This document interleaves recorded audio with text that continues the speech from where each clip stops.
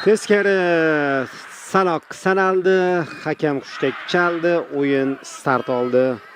Albatta yangi murabbiy kelgandan keyin o'z uslubini olib kirishga harakat qiladi. Futbolchilarning ham ishtiyoqi yuqoriroq bo'ladi. Yangi murabbiyga moslashib olish uchun va tezkor gol kiritilishi mumkin edi. Amallab qutqarib qolishdi Nasaf vakillari. E'tibor bering, qanday boshladi hozir Muborak jamoasi o'yinni. Qanotdan jarima maydonchasiga to'p yetkazib berilmadi. Darvozaga to'g'ridan-to'g'ri zarba yo'llandi va bu zarbani darvozabon qaytardi. O'sha zarbani kim yo'lladi? E'tibor bering, Yeriga Ismoilovdan zarba. Jarima maydonchasiga kirdi. Jon varasha olmaydi, qayta belgilash uchun. Hozir golmi? Golmi? Yo'q. Yo'q, sal qoldi. 2 marta to'p darvoza ustuniga tegib qaytdi. Mumkin edi, Mashal futbolchilari amallab bu vaziyatdan qutulib qoldi. Darvozabon to'pga chiqishda xatolikka yo'l qo'ydi.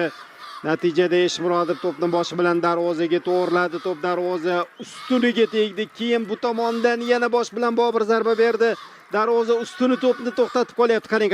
Mana Eshmurodovga omad yetishmadi. Keyin Bobur yotib olib bosh bilan zarba berdi. Va mana shu yerda to'p darvoza ustuniga tegib to'xtab ham qoldi. Bugun boshlang'ich tarkibda aynan Akromjon Komilov harakat qilyapti. Zarba, golmi? Bunday zarbalar gol bo'lishi kerak-da.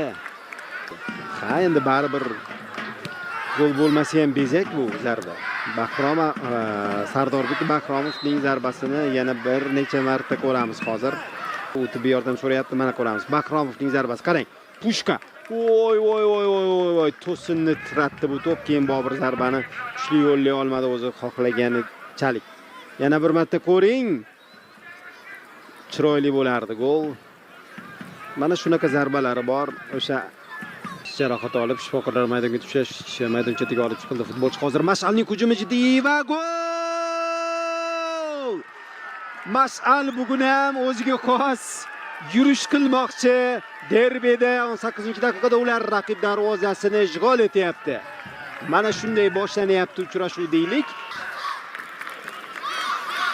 G'anixonovga ishlatilgan qo'pollik qimmatga tushyapti Nasaf uchun. Masofa uzoq edi, yuqoridan to'p yetkazib berildi. Mana bu vaziyatda to'p markazga Fayziyev tomonidan qaytarildi.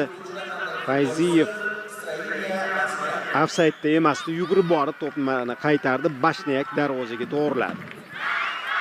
Mash'al Qarshida markazida o'tayotgan uchrashuvda Qashqadaryo derbisida hisobda oldinga chiqib oldi. Bunisini kutganmidingiz? Menimcha yo'q, kutmagandim. O'sha avlod vakili Komilov ham. Hozir ham formasini ushlab turishga harakat qilyapti. Akrom o'tib ketayotgandi.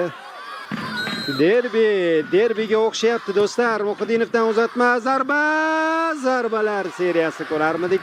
Abdug'aniyevga qoyil markazda boyagi zarba. Komilovdan borgandi to'p darvozaga. Mana shu joyda tizzasiga tegib Komilov ko'plab Serbiya klublarida, Balkan mamlakatlarida, chempionatlarda o'ynagan. Serbiya U16, U17, U19, U21 jamoalarida to'p surgan. Olisdan zarba juda kuchli Muqdinovdan. Rahmatov ortga. Umrodbek Rahmatov ekan, endi Abdurahmatov va endi Bahromov zarba. Gol! Barobar bu Sardor Bahromov.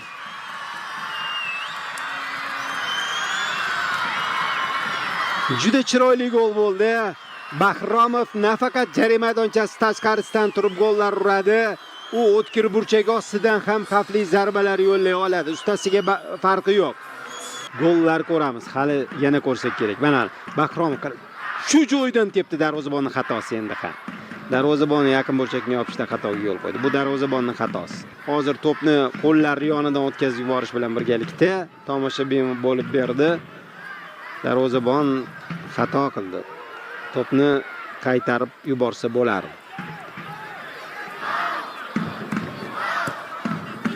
Bu safar ham to'g'ri darvozaga yo'llandi. Himoya Murtazoyev to'pni qaytardi. Abdurahmatov Zafar Murod xalaqit berdi himoyachi. Rikoshet bo'ldi. Time so'ngida Nasafda yana bir vaziyat paydo bo'lyapti. Mana himoyachi urdi-da. Abduqoliqovdan Biroz orqaroqqa pas. Endi cross. Abduxoliqov hisobni 2-1 ga o'zgartirishi mumkin edi, lekin yo'q, bu Sharof Muhiddinov ekan. Muhiddinov sal qoldi-ya. Mana. Oppa, Muhiddinov bosh bilan to'pni yo'nalishini o'zgartira oldi, lekin darvozaga aniq bormadi. Darvozabon kech qolgandi. Ularni e'tirof etib qo'yishimiz kerak. Yuqoridan to'p boshirildi, zarba yo'llandi, xavfli. Bobur Abduxoliqov mana shunday familiyaga ega darvozabon Vladislav Rusanov.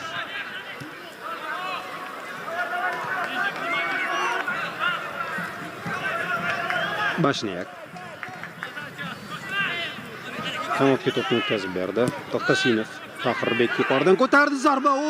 Qanday hujum chiroyli. Yakun ham bo'lishi mumkin edi. Faqatgina hozir Ismoilovning zarbasiga aniqlik yetishmadi, sal qoldi. Hozir uch burchak chizib, uzun pas berib, gol urib, Mashal yana hisobda oldinga chiqib olishiga. O'zi ketma-ket nargi sharhlovchilar xonalarimizga yonma-yon hamkasblarimning ovozlari eshitilyapti.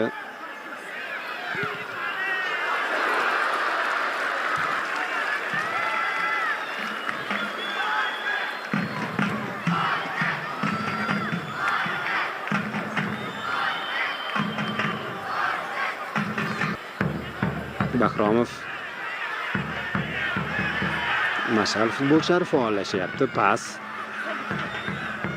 Zarba aniq. Darvozabon ushlab oldi.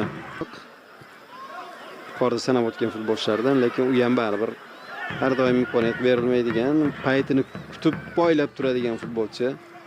Ko'ramiz, o'yinni qanchalik kuchaytiradi. Hozir esa mana bu hujum Mashaldan zarba. Darvozabon qaytardi. Ne'matov qutqardi.